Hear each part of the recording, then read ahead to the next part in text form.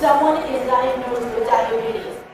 Since 1991, Tour de Cure and Step Out's fundraising efforts have supported advancements in diabetes research, provided education programming, and ensured that we can advocate for the more than 34 million Americans living with diabetes. Because of your support, we have accomplished so much together in the past 30 years, starting with the first diabetes cost reduction bill in Wisconsin in 1991. Since then, we've been able to pass similar bills in 45 states. We continued to ride and walk through the 90s, earning more advocacy wins along the way. In 1999, Virginia was the first state to pass the Safe at School bill to help make sure students receive proper diabetes care and are safe at school. Fast forward to the 2000s. As our events grew, so did our milestones. Starting with a bill in 2003, we supported bills throughout the 2000s that brought an end to discrimination against insulin-dependent commercial drivers and pilots. In 2013, we launched Pathway to Stop Diabetes, a bold, innovative initiative to find a new generation of brilliant scientists at the peak of their creativity.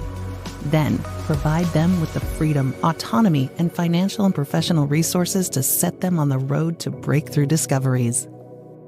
Then in 2018, we launched our Diabetes Food Hub, an online nutrition platform with recipes helping people with diabetes form healthier eating plans. And while these are just some of the milestones, each of them would not be possible without you. In fact, because of you and the millions of participants, sponsors, and volunteers, we've been able to raise over $500 million through Tour de Cure or Step Out since 1991. So thank you for your support through the years, and now we set our eyes on the future, with a goal to participate by standing, walking, and riding side by side as we stay vigorous in our fight to achieve our vision of a life free of diabetes and all its burdens. We are connected for life.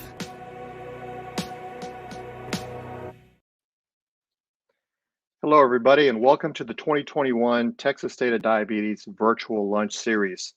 Please do say hello in the comment section below and let us know where you are and where you're joining us from. In today's live webinar, we will be discussing supporting mental health and wellness.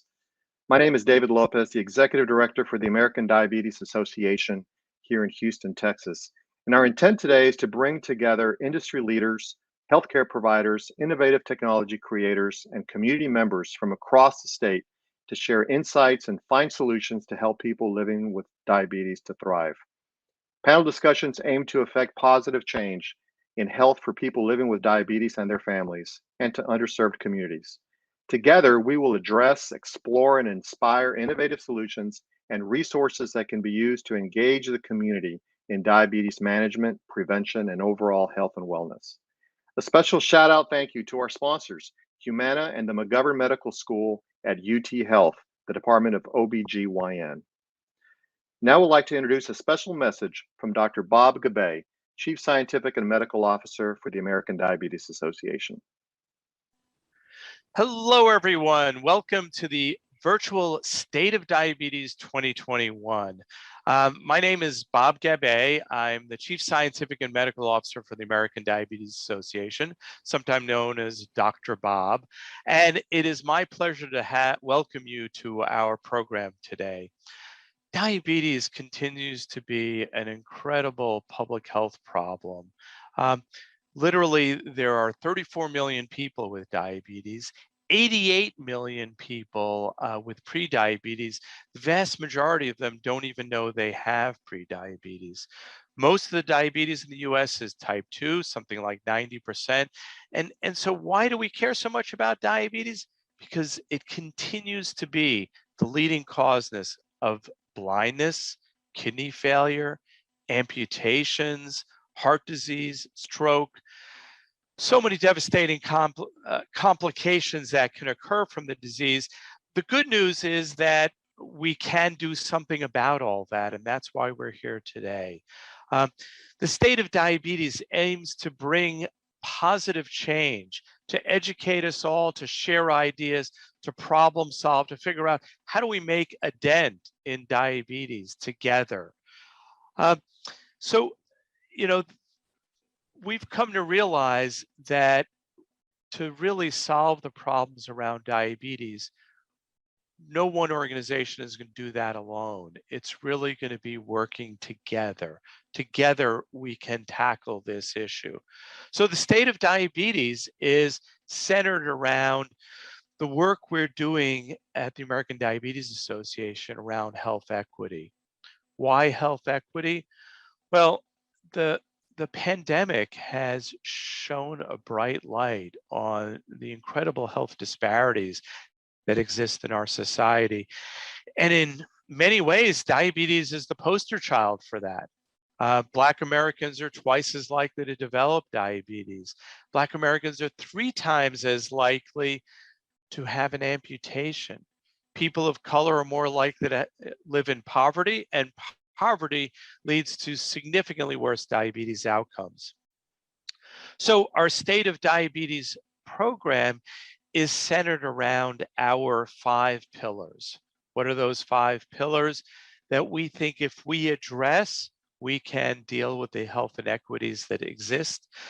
The first one is cure, care, then cost, cuisine, and connect. And you'll hear these topics talked about during our State of Diabetes program. So thank you for joining this program. We hope you come away with not only greater knowledge, but passion to make a difference, to work together to improve the lives of those living with diabetes. Thank you. Thank you, Dr. Bob. Once again, thanks to our sponsors, Humana and the McGovern Medical School at UT Health, the Department of OBGYN, for underwriting the 2021 Texas State of Diabetes Virtual Lunch Series. We love engaging in an interactive exchange, so if you have a question or a comment anytime during the session, please enter it in the live chat section, and we'll answer as many of those as we can. Also, we're just like everybody else. We loved being loved, so do push the like button and cheer us on. Joining us today are Haley May and Dr. Daniel Desalvo. Haley has been living with diabetes since she was 12 years old. Since then, has become an advocate for those living with diabetes through volunteering, speaking for various groups, and working with her community for diabetes advocates. Welcome, Haley. Dr. Desalvo is an associate professor of pediatrics in the Division of Diabetes and Endocrinology at Baylor College of Medicine, Texas Children's Hospital, where he serves as Director of Strategic Collaboratives and Type 1 Diabetes Clinic Lead.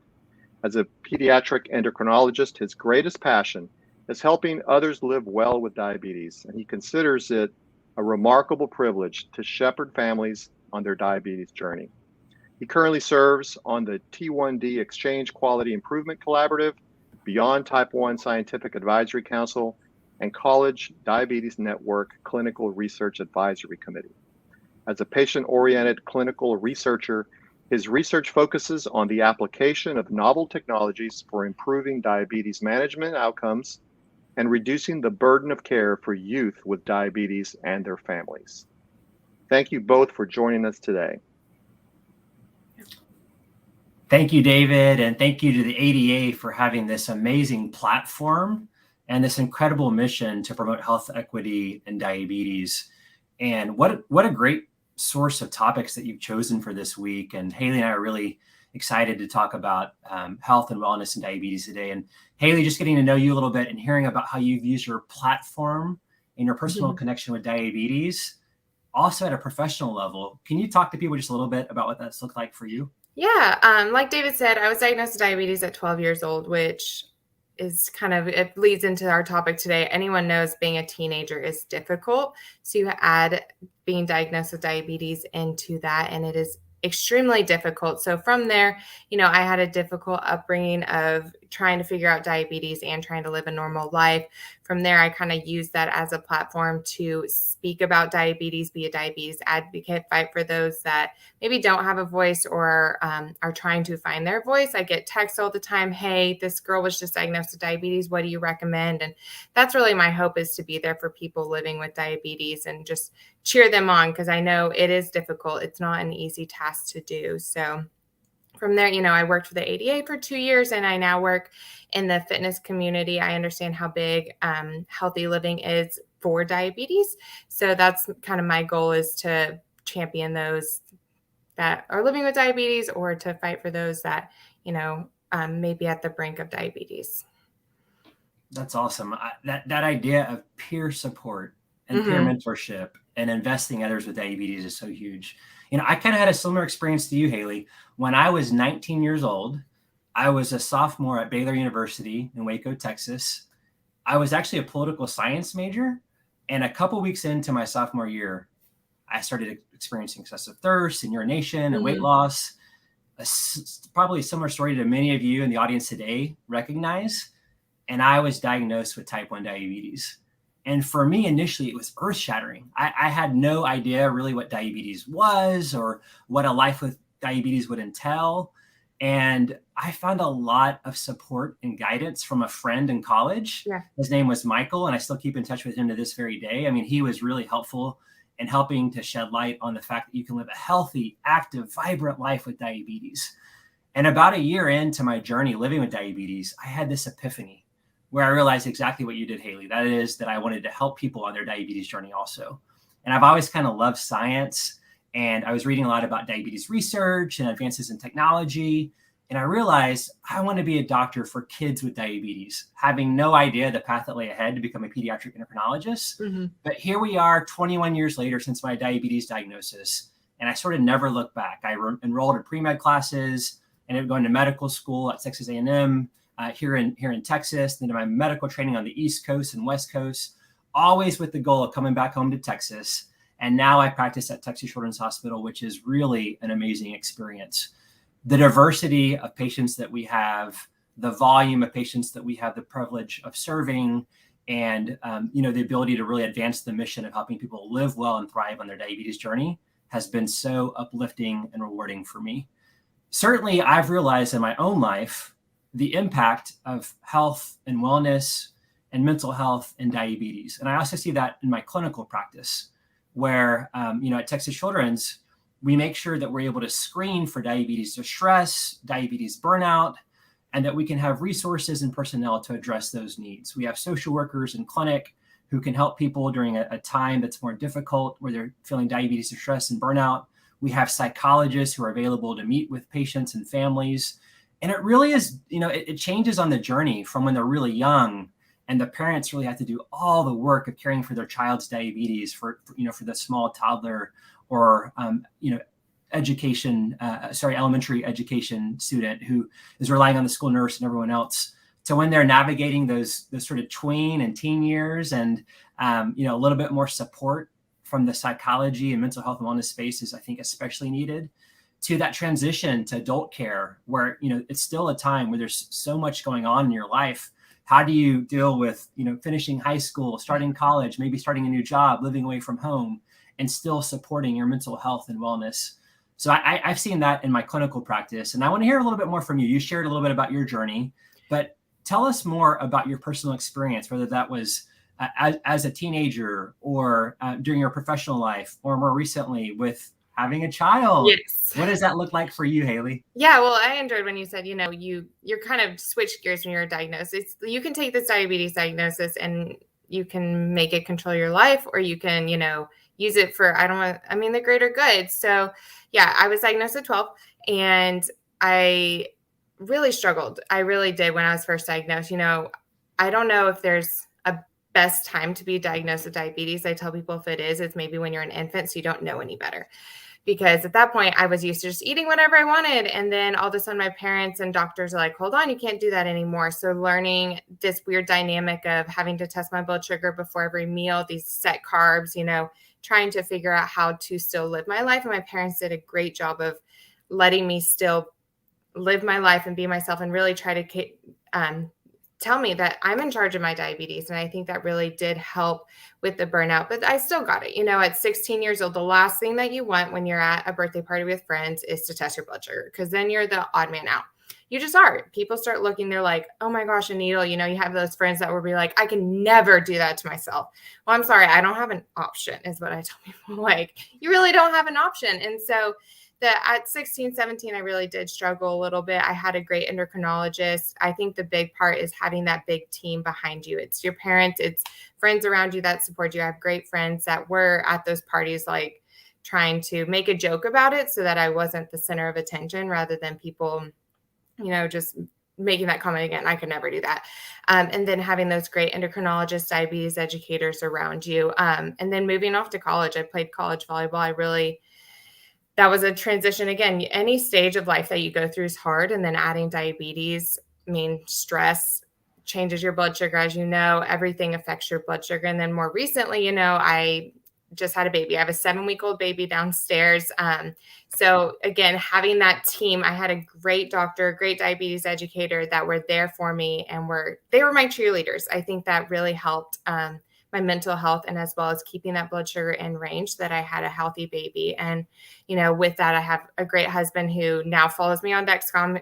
When we first started dating, he's like, okay, what's your Dexcom? And he just has it on his phone. He calls me if my blood sugar's low. Hey, are you going to, eat some sugar, or are you just going to sit there and do nothing about it? Tries to make light of it. But then having that great support team, I think, really is important when you're looking at mental health and diabetes, because it can get lonely. It can get frustrating at 2 a.m. when you're fighting a high blood sugar and you can't get it down. Having someone there to help you out is really important. That was amazing to hear. You unpack all of that so well. And there are a few themes that emerge.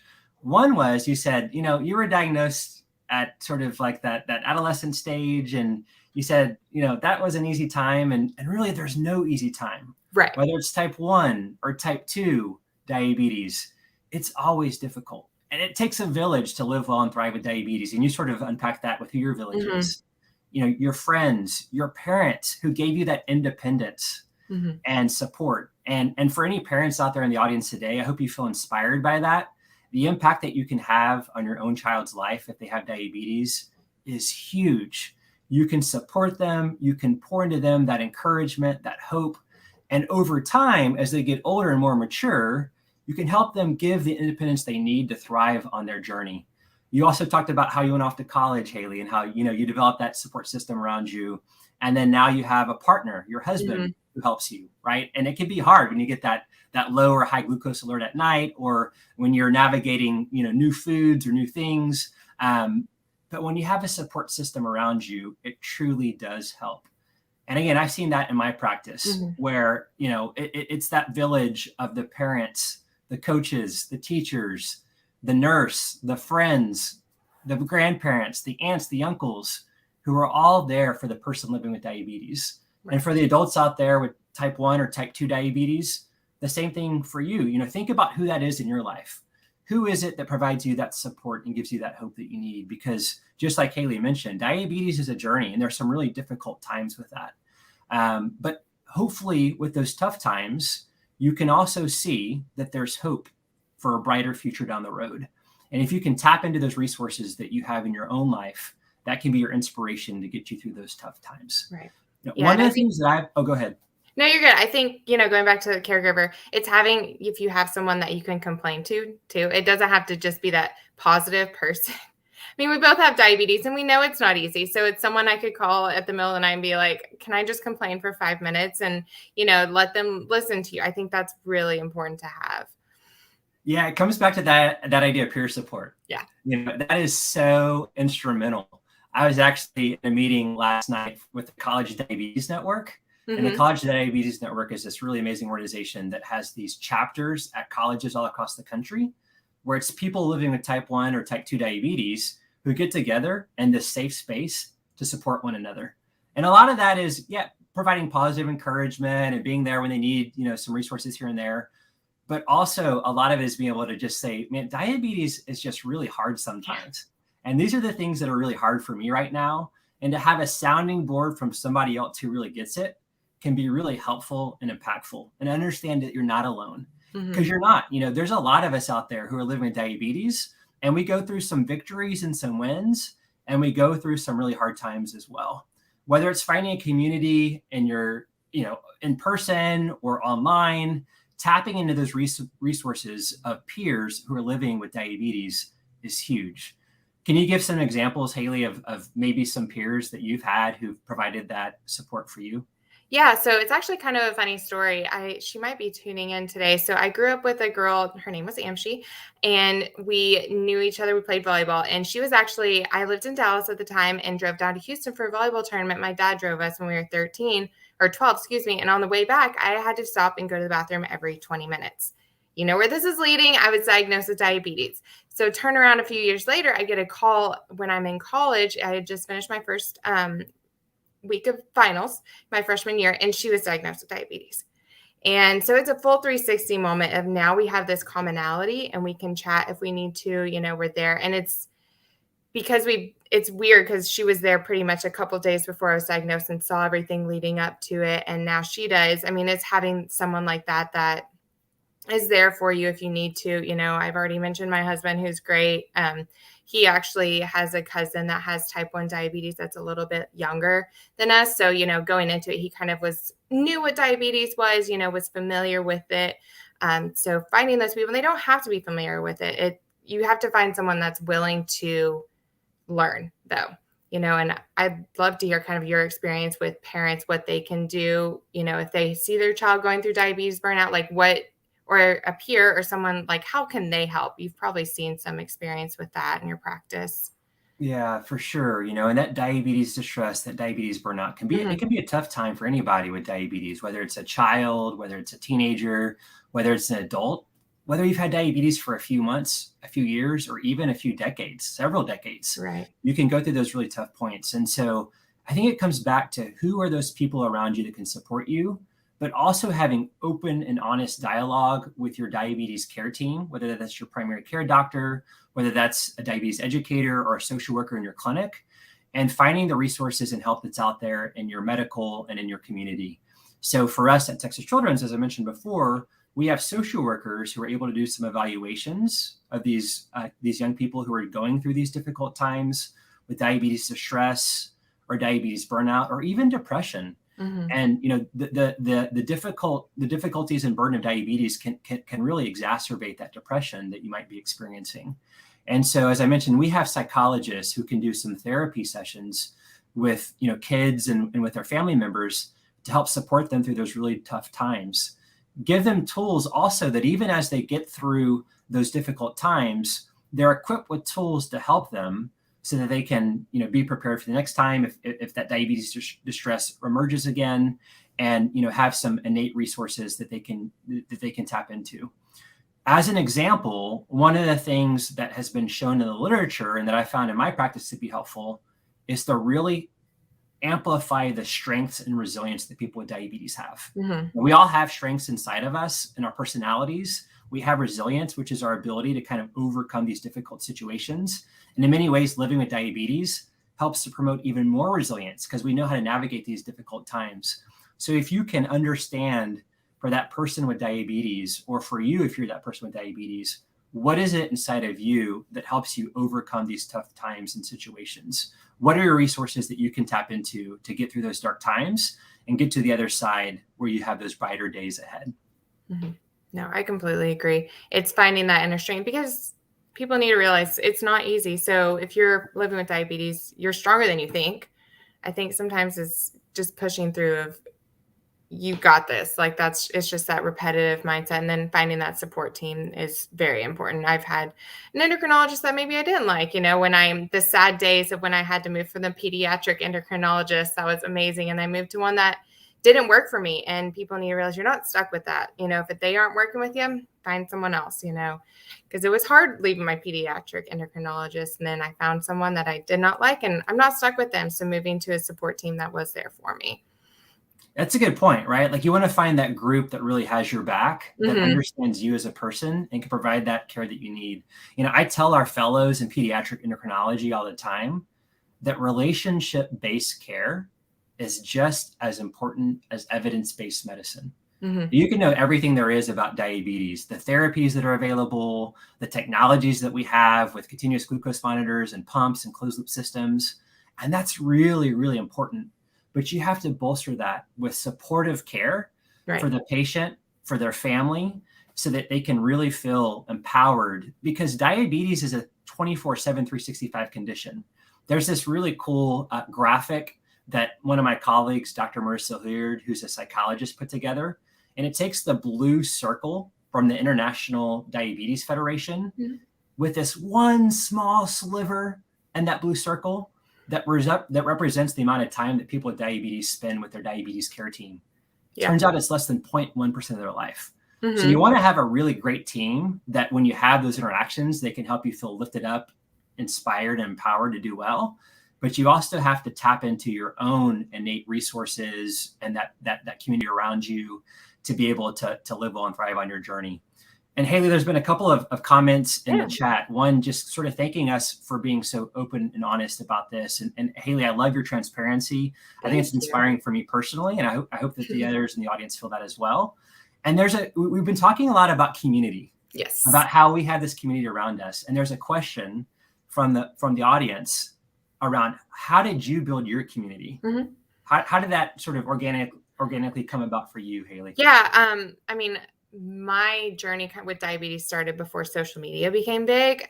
So it really started as a small circle of, friends and family that were there when I was diagnosed and kind of saw the struggles that I went through. So they were around me when I was diagnosed, but getting older, we have Facebook, we have Instagram, we have, the College Diabetes Network that you've spoken on. And I think from there, my community's grown through that. Finding a local chapter of, and the ADA where they have volunteer opportunities where you can find people that are kind of on that similar path as you. Camps are important. I know you and I both have experience with Camp Rainbow. I went to camp when I was younger as well. So finding those people that, are in that same path of life with you that can kind of support you as well. And then if, there's any parents or caregivers on here, there's also, I recommend Facebook, just start searching local Facebook groups. If there's people that are kind of in the same shoes that you are and finding that community through that.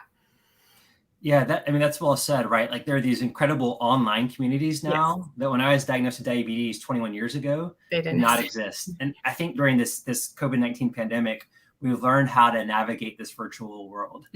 But if you can sort of augment that with in-person community, I think it helps it to make it even more powerful. And you mentioned a few of those. So one of the ones I want to come back to is Diabetes Camp.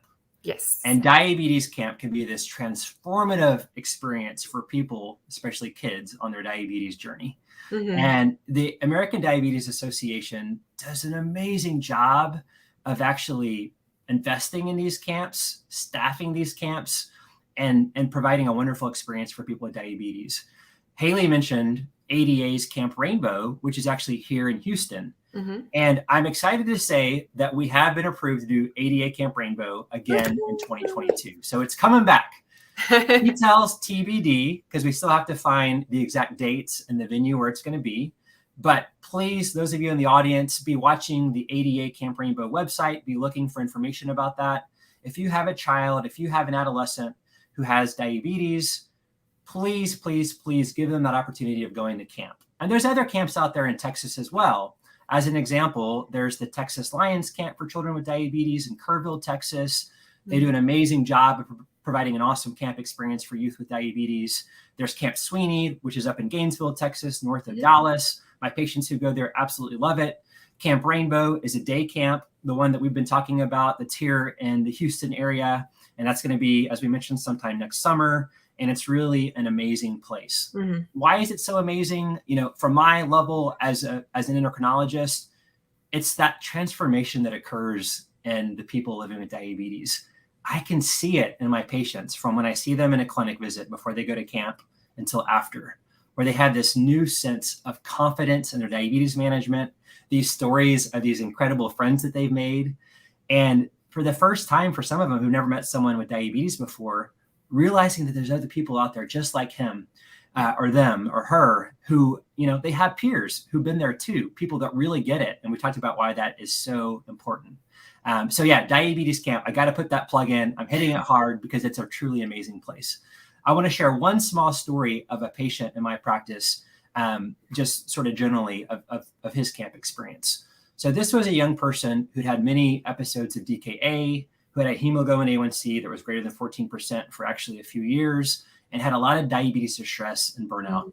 and he'd never met anyone with diabetes before. And, I met him during one of his hospital admissions, and our diabetes care team really rallied around him to provide some care, not just medically, but with the psychosocial and behavioral health support he needed also, to be able to, get past that diabetes distress and burnout, which took some time, to be able to make sure that he was treated for depression. And then finally, we were able to get him a scholarship to go to diabetes camp. And when he came back, he said, I feel so inspired by the friends that I made who also have diabetes. Mm-hmm. And I'm now ready for the first time to try that CGM and pump you've been talking to me about for so long. And he started on a pump and a CGM. And I'm really proud to say that this person, they went 2 years without having a single DK episode. Wow. Their A1C went from above 14 to eventually down below 7%. And the diabetes burden was lifted because he had these technologies that helped him. He had a community around him, and his mental health and wellness improved so significantly. And I want to close this story about this person by saying that he is now working and starting to take some college classes. And his career goal is to become a diabetes educator, so he can give back the same way that he has, been invested into by the diabetes care team at Texas Children's. So, a small story, but I think a really powerful one of the impact of diabetes camp, diabetes community, and, providing those mental health and wellness resources in one person's life that truly made a difference. Haley, do you have any stories about diabetes camp, either that you had as a child or that you've seen from others? I went to Camp Sweeney up in Dallas for one summer. I was pretty busy, so I didn't get to go more than that. But I think it's that realization, like you mentioned with that one boy, of like, you're not the only person with diabetes. Like, I think that people get in this mindset of, if you're an adult and you're the only one, having to count carbs, or if you're a kid in school, you're the only one having to go to the school nurse to test their blood sugar. You get in this like tunnel vision of, I'm the only one in the world with diabetes. When we know that's not the case, it's just your eyes have to be open to it. And so I think realizing that is huge. And then, another plug is, doing some community events, walks, the Tour de Cure, anything like that, that will, again, you're surrounding yourself with community that are in the same kind of footsteps that you are. So it's not this tunnel vision and black hole of I'm by myself. I'm the only one in the world having to do this, and having those peers around you. So. Yeah, for sure. I mean, you're right. Like there are many different ways to get connected with others with diabetes and help to advance important missions, like the walks and galas and platforms just like this, right, where all of you who are attending are learning and have a chance to go out and sort of spread this message. And whether you're a person living with diabetes or you love someone with diabetes, a chance to inspire them on their journey. There was another question that came through the chat around sort of this theme of camp and how it can be really helpful. And specifically with Camp Rainbow, which is an ADA camp here in Houston area, how can people in the community give of their time and resources to help advance the mission of Camp Rainbow? And there are ways that you can help. As an example, there is, it's a lower cost than most camps, but there's a cost for attending camp. And we want to make sure that all people can go regardless of family income. So you can actually make a donation towards an ADA Camp Rainbow scholarship. And if you talk to the local ADA representatives, they can tell you how you can give a gift to that end. You can also make donations to the local American Diabetes Association here in the Houston Gulf region, and part of those proceeds can go towards ADA Camp Rainbow. You can also give of your time and your resources by helping at diabetes camp. So as I said, TBD in terms of the time that the camp will be next year. And where it will be, but please be on the lookout. If you're somebody who has some free time or the ability to volunteer at diabetes camp, we would love to have you be a part of our team there. Especially if you have a connection to diabetes and you have a drive, a passion for helping others on their journey, you're exactly the people that we're looking for to serve and volunteer at camp. And so, please be on the lookout for that and get in touch with us. Yeah. I unfortunately had to work at the 2 summers I was at the ADA, but I know I saw you running around. I was like, I want to go back to summer camp. I mean, I know all the volunteers have such a fun time. I mean, I think it's an exhausting week, but I think it's very rewarding. And I think that's a great way to give if you're able to either give financially or to give your time, because the help is needed. There's tons of kids out there. Wrangling kids is no easy task, that's for sure. That's for sure. Yeah. 2 things that are guaranteed at diabetes camp. One is that you're going to have a huge smile on your face from seeing these incredible kids with diabetes, right? Like, and I always tell our trainees that, like, it's the best way to learn about type 1 diabetes, in this case, in pediatrics, is at diabetes camp, where it's diabetes in the wild. And you learn 2 lessons. One is how incredible these youth with diabetes are. As you know, they're hilarious, and they're smart, and they're athletic, and they're creative, and that's on full display in the diabetes camp setting. The other thing that you learn is just how difficult diabetes management and life with diabetes can be. Mm-hmm. You have to calculate every carb that's entered. You have to think about every exercise or physical activity that's going to occur in the diabetes camp setting. There's the worry about lows and highs. And, you know, for us who are at camp, it's just, 1 week. But for the parents and caregivers of these kids with diabetes, it's 24/7, 365. Mm-hmm. And so it really gives you this incredible appreciation for what it's like to be a caregiver of a child with diabetes. And yes, you're right. Like, so that's one part of it, is that you're going to have this huge smile on your face from, seeing these incredible kids and how funny and creative and intelligent they are. The other thing that's something going to happen is you're going to be pretty tired at the end of diabetes camp, from trying to keep up with these kids, from trying to keep up with our med staff, from trying to keep up with all the incredibly fun camp activities. You're going to go home each afternoon with a big smile from all the fun that you've had at diabetes camp, but also like ready to kind of like have a little bit of downtime, because it was a lot of activity that was fun, but also pretty intense during that day. So if that sounds like something that you want to be a part of, please, let us know, and we'd love to get you at diabetes camp. So another comment here, just commenting on what an inspiration, Haley, that you are and that we are, and I think that that's an important point, because all of you out there living with diabetes can be an inspiration. Mm-hmm. You can use your platforms, whether that's as a student talking to your friends, whether that's as somebody in the workplace talking to your colleagues about diabetes, whether that's at, in your faith communities, places of worship. You can use your platforms to help to inspire other people on their diabetes journey. Another thing that Haley and I have been talking about a little bit is diabetes stigma. And, we talked a lot about how having peers who kind of get it can be really helpful.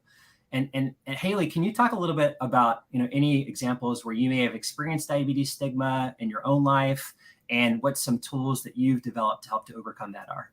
Yeah. So I think, you and I have chatted. It's when you tell someone you have diabetes, their first reaction is, oh, my cat has diabetes.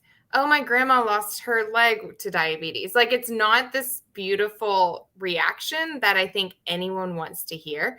You're like, okay, thank you. That's not great. I think what I've learned in my 15 years of diabetes, if that's the answer that you gave, you just have to kind of laugh it off. At this point, there's, the goal of, me being a diabetes advocate and stuff is to teach people about diabetes. It's a big task. So if someone says, oh, my cat has diabetes, it's like, okay, great. You kind of have to laugh it off, and then you can kind of explain to them what diabetes is, or just talk to them a little bit more and give them more knowledge. That's the best opportunity for it, because the stigma around diabetes isn't usually beautiful. It's, someone that's like 500 pounds and stuck in their house, or something like that. It's not a pretty picture.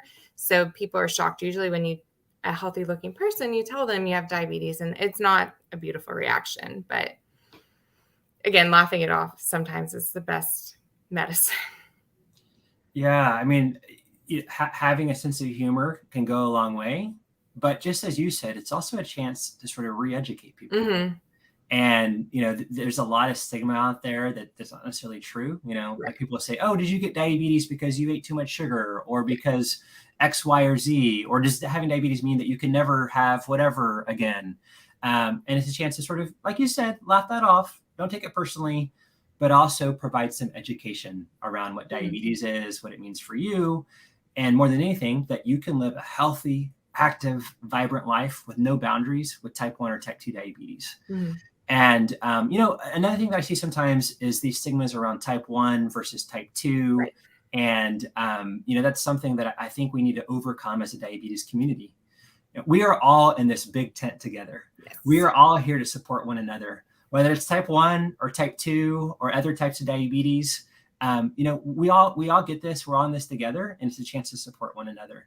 And so, I think that's really important. I see this in my patients sometimes where they share stories with me about how, maybe another child from school picked on them, or they've been bullied about their diabetes. If that's happening to you, please speak up about that. Talk to your parents about it. Talk to your peers about it. If it's happening in the workplace, talk to, an administrator about it. That should not be happening.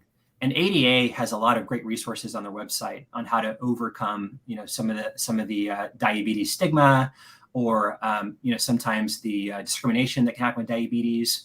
And so, we can all, again, use our platform to be able to, spread the message that diabetes is tough, yes, but you can live a healthy, active life with diabetes. And it's not something that we should ever be discriminated against, whether that's on a personal level, whether that's in the school setting, whether that's in the workplace. A couple other things that have come through the chat here. I think we got a hello from Nicaragua. So whoever's tuning in from Central America, amazing, awesome to have an international audience here. And so we're thrilled to see that. Something I want to speak to a little bit more now is just the impact of family support. So we talked about this a little bit before, where Haley, you shared with your husband how he's been a support to you. Mm-hmm. For me, my wife is a big support for me. And even though I've been living with diabetes for more than 20 years, I've been living away from home for more than 20 years. My parents and my dad passed away a couple years ago, so not just my mom, but they are still a huge source of support to me to this very day. Yeah. When it comes to living with diabetes. They're also big encouragers in my professional life, which obviously has a lot to do with diabetes. And the message I have for parents out there of youth with diabetes is that even when they grow up and they go away from home, yes, you're going to foster this independence and their ability to live well and thrive on their own diabetes journey and to do it well, but you're still there to be a source of support for them. Can you talk a little bit, Haley, about what that's looked like for you as you've moved away from home, if you've gotten married, had your own child? What does your family support system look like? Yeah, so actually, I just went back to Dallas for a week to spend. My husband went out of town for a hunting trip, and so my son and I went up there. And even when I was there, my mom's like, "Okay, what low blood sugar snacks do you like right now? What can we do? What's your blood sugar at? Do you need water? They're still there. It's this balance of, they know I'm an adult and they know I'm fully capable of taking care of my diabetes when I'm alone, but it's that just they're there. I think that's the big thing of that balance of parents are trying to find that with their kids as their kids are getting older, is you can let them take care of their diabetes and just be there if they need it. Just that, how's your blood sugar today? That one question that, it could be, fine. Oh, it's running high today. I need some, I need more insulin, just having those parents, if they're trying to find that dynamic of allowing your child to be independent, but still be there for them. For sure. We have a comment from David who says that his brother has diabetes, and his brother actually went through a denial phase. Mm-hmm. And so he kind of, David, whether you knew it or not, you queued this up nicely because we are now talking about the importance of family support. And just realize, David, that you can play a role in your brother's life also, where you can just be there as a support, as a source of support to him. Be patient because, living with diabetes is hard. And so just let him know that you're there for him, that he can lean on you, that you can, he can trust you with anything. And just continue to kind of check in and be there for him. And, what I found in my clinical practice is that denial phase is real and it can happen for anybody. And that there's light at the end of the tunnel, and just being there as a source of support, encouragement, through the thick and the thin, through the good times and the bad. When you're there through the hard times and they come out on the other side, you're still there for them during the good times. So David, thank you for talking a little bit about your personal experience and just be who you are as a brother, just loving and caring and pouring into your brother. And that's going to really help him a lot. Somebody else here is talking about how in their practice, this is Diabetes with Joy. they encourage including supporters in sessions whenever that's desired.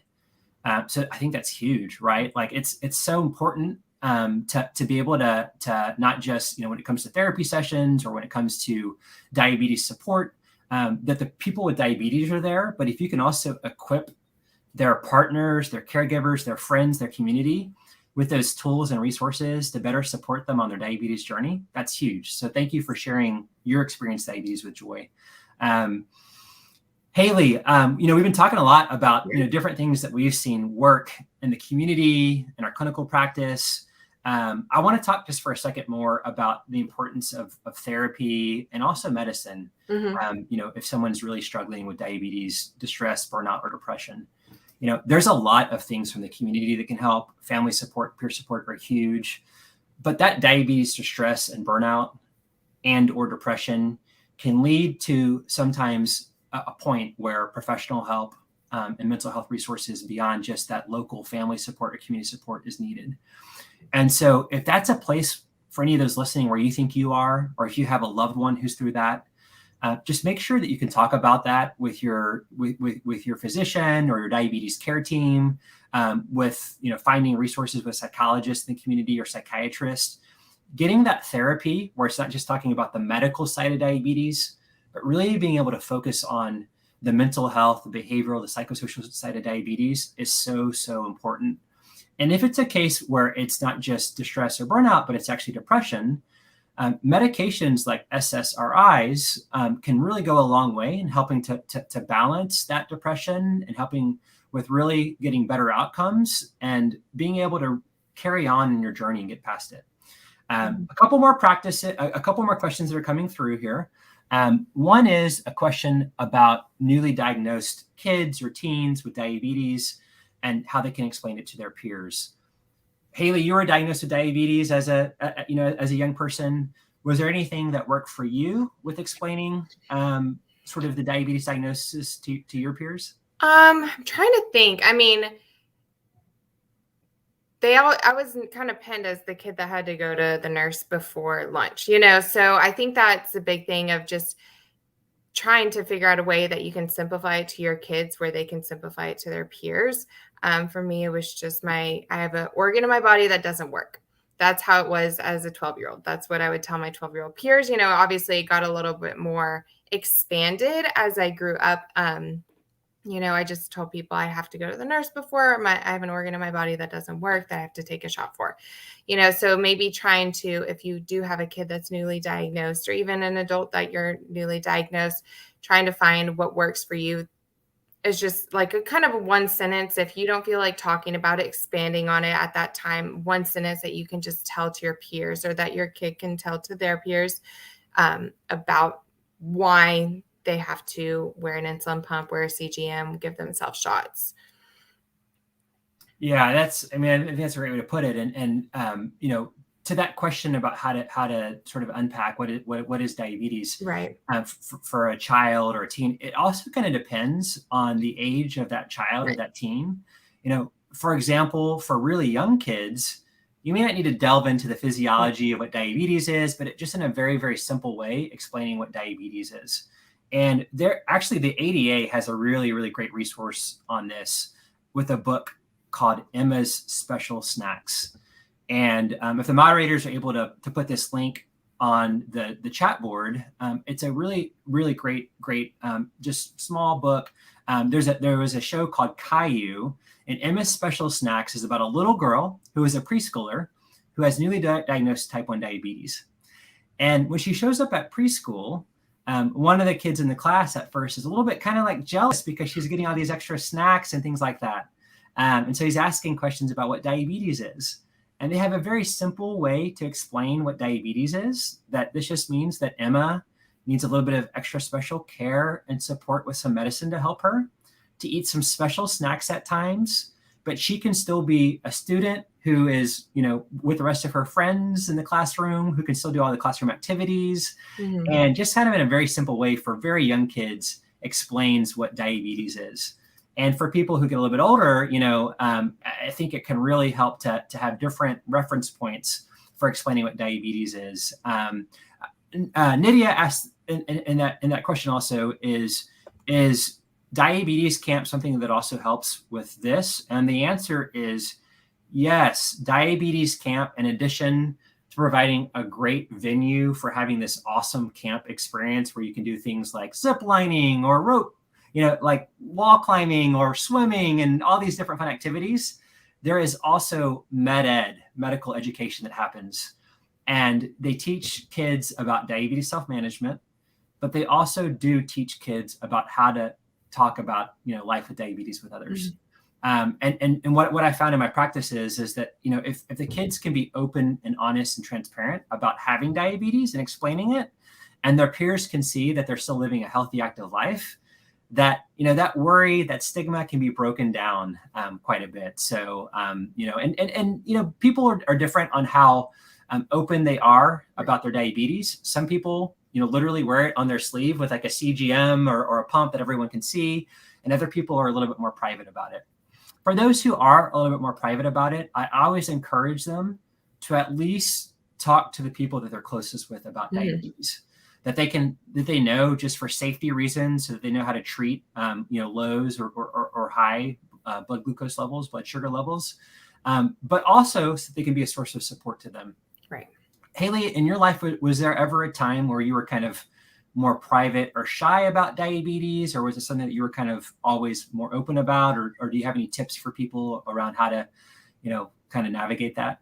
Yeah, I will say, I think I kind of went through that diabetes denial a little bit at 16, 17 years old, where I wanted to be more private. Of course, like I went to a small school where everyone already knew that I had diabetes, so I couldn't really hide it at that point. But I agree, just because we're saying, we like to shout it from the rooftops and be, tell everyone about our diabetes, or, right now my CGM is on my arm, doesn't mean that everyone has to. And like I said, if you do have that one sentence of like, okay, if someone does ask, you have this kind of blanket statement that you just give to, if a random person, because I've had random people come up to me in public and like ask, what's that on my arm? If you don't want to share it, you just kind of have one sentence and then kind of leave it at that. But I agree, you do need to have that still small support team around you, and those people that are aware, even if it's your office mate next door, in the office, just so that they know if there is a medical emergency, they are aware of what's going on. They can kind of be your advocate at that time if you need it. Yeah. That's right. And I like that you mentioned that, like, you don't have to shout it from the rooftops. That's kind of Haley and I, professionally and platforms like this. It's something that we're able to do. But if that's not your calling, that's okay too. But just make sure that you're talking to the people that you trust, who are closest to you. But you guys have been an amazing audience today. The questions have been coming in. We're at a point also now where we can take some more questions. So keep those coming. We'd love to answer whatever questions you have. And I want to say also again to the ADA, thank you for really cultivating this space to be able to talk through such important topics like this one. And for all of you listening, we hope that this has been a really helpful project today, a really helpful presentation today. Any other questions from the group, things that we can address?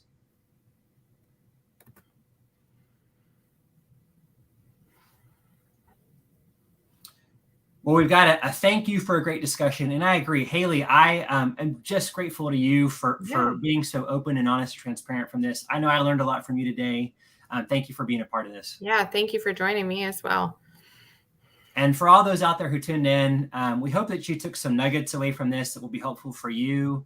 Again, whether you're a person with diabetes, whether you love someone with diabetes, having that healthy mental health, tapping into your own innate strengths and resilience, talking with your struggles about people that you trust, with your diabetes care team, with your physician, and getting the help you need through the dark times, and carrying through the tools you learned through the bright times as well.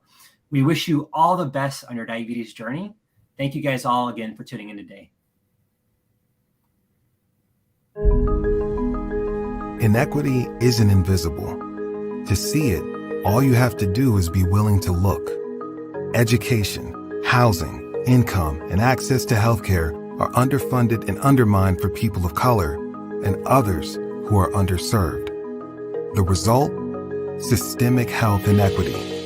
In fact, a cynic might note that wealth equals health, look no further than diabetes. It increases the risk for other serious illnesses, including dying from COVID-19. Diabetes is the bellwether not just for the health of our communities, but also for the health of our healthcare system and the health of our society. The inequity causing diabetes isn't invisible. The burden isn't shared. From those who are most likely to live with diabetes to those most likely to suffer complications, and the Americans most likely to die from it. Confronting the reality of diabetes is confronting the reality of health inequity in America. Inaction is no longer an option. Health equity is a right, not a privilege, no matter your race, income, zip code, age, or gender. It's time to demand health equity now.